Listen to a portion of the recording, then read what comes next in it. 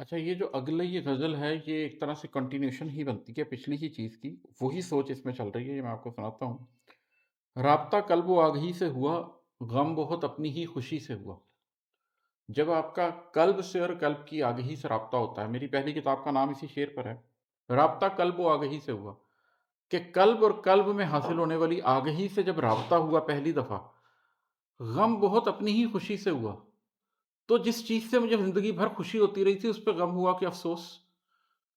یہ تھا میرا نفس، یہ تھی میری حقیقت۔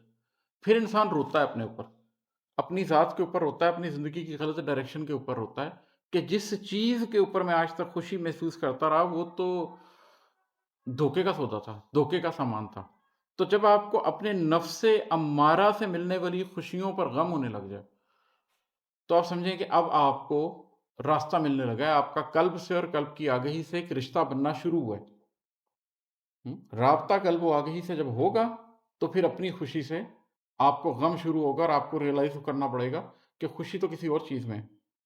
پھر کیا ہے، خود نے خود کو ہی قتل کر ڈالا، اپنا افسوس آپ ہی سے ہوا۔ پھر آپ کی ذات کے ٹکڑے ہو جاتے ہیں، پھر آپ کی ذات ہی کا ایک حصہ آپ کی ذات ہی کے دوسرے حصے کو کچلتا ہے، قتل کرتا ہے، مارتا ہے۔